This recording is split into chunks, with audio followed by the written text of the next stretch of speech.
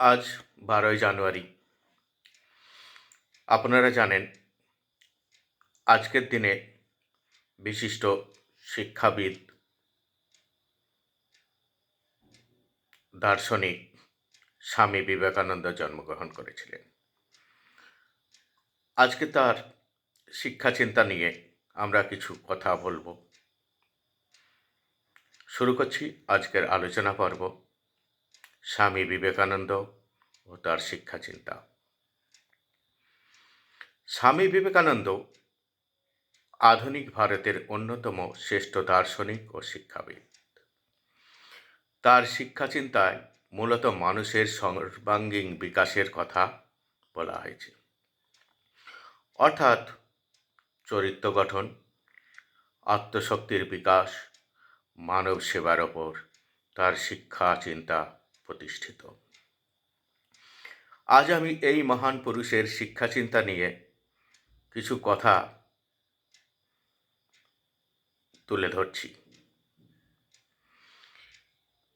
এই কথাগুলো প্রতিটি শিক্ষার্থীর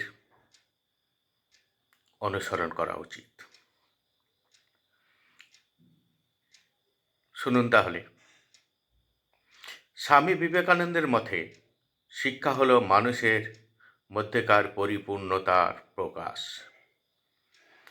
তিনি জোর দিয়ে বলেছেন, শিক্ষা শুধুমাত্র তথ্য মুখস্থ করা নয়, শিক্ষা হলো সর্বাঙ্গীন বিকাশ। এটি চরিত্র, নীতি, সাহস, সততা ও মানবতা গঠনের প্রক্রিয়া। বিবেকানন্দের মতে প্রত্যেক মানুষের মধ্যে অসীম শক্তি বিদ্যমান। শিক্ষার কাজ হলো সেই শক্তিকে জাগিয়ে তোলা। মানে বিবেকানন্দের মতে কি হলো, প্রত্যেকটা মানুষের মধ্যে অসীম শক্তি আছে, ক্ষমতা আছে। শিক্ষার কাজ হলো সেই শক্তিকে জাগিয়ে তোলা, ক্ষমতাকে জাগিয়ে তোলা, তাকে স্বপ্ন দেখানো। শিক্ষা মানুষকে বলে তুমি পারবে, তুমি সক্ষম, তাকে সাহস যোগাবে, তাকে শক্তি যোগাবে। তার শিক্ষা দর্শনে আত্মবিশ্বাস অত্যন্ত গুরুত্বপূর্ণ।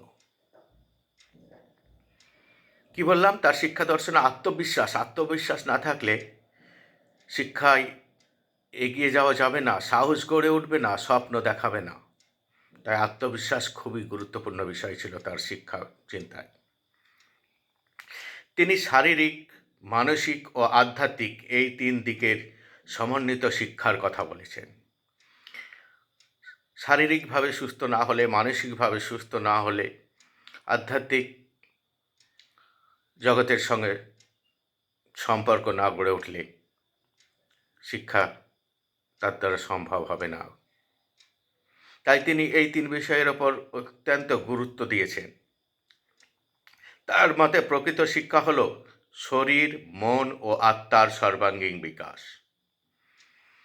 তিনি শরীরচর্চা, চিন্তার স্বাধীনতা ও আধ্যাত্মিক মূল্যবোধের সমন্বয়ে সম্পূর্ণ শিক্ষা গঠনের কথা বলেছেন। বিবেকানন্দের শিক্ষা চিন্তায় মানব সেবা অত্যন্ত গুরুত্বপূর্ণ বিষয়। আর কি বললাম? বিবেকানন্দের চিন্তাভাবনায় বা শিক্ষা চিন্তায় মানব সেবা অত্যন্ত গুরুত্বপূর্ণ বিষয়। তিনি বলেছেন, জীবে প্রেম করে যেই জন, সেই জন সেবিছে ঈশ্বর। অর্থাৎ জীবকে ভালোবাসলেই ঈশ্বরের সেবা করা হয়, ঈশ্বরকে পাওয়া যায় জীবের মাধ্যমে। তিনি ভারতের উন্নতির জন্য আর কি বলেছেন, নারী শিক্ষাকে অত্যন্ত জরুরি মনে করতেন। তিনি বলেছেন, একটি জাতির অর্ধেক যদি অশিক্ষিত থাকে তবে সে জাতি কখনোই এগোতে পারে না। অর্ধেক বলতে তিনি নারীদেরকে বলেছেন, অর্ধেক পুরুষ অর্ধেক নারী। তাদেরকে যদি শিক্ষার আলো না দেওয়া যায় তাহলে মানব জাতি কখনো এগোতে পারবে না। তিনি সেটা বলেছেন। তিনি নারীদের শিক্ষার সাথে তাদের স্বনির্ভর করে তোলার কথা বলেছেন।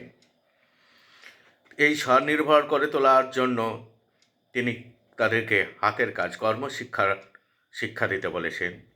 তাদেরকে আত্মরক্ষার শিক্ষা দিতে বলেছেন।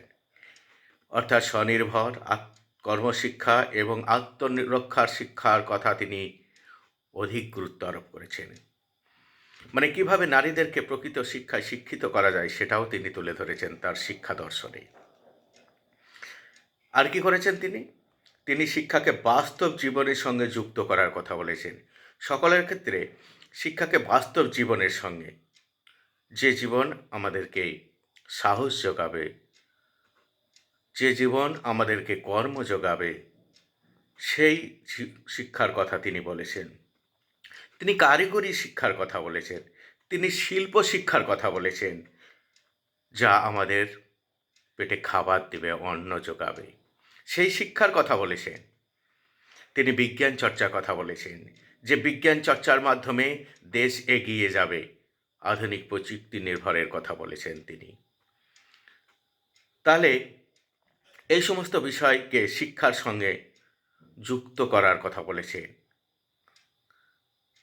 আর এই সমস্ত বিষয়গুলির ওপর তিনি অধিক গুরুত্ব আরোপ করেছেন, যা সত্যিই আজকে খুব প্রাসঙ্গিক।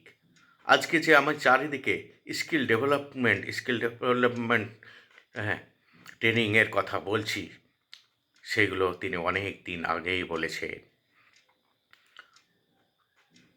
স্কিল ডেভেলপমেন্টের ট্রেনিং না হলে একটা বিষয়ের ওপর পরিপূর্ণ জ্ঞান আসে না, কাজটা নিখুঁত হয় না।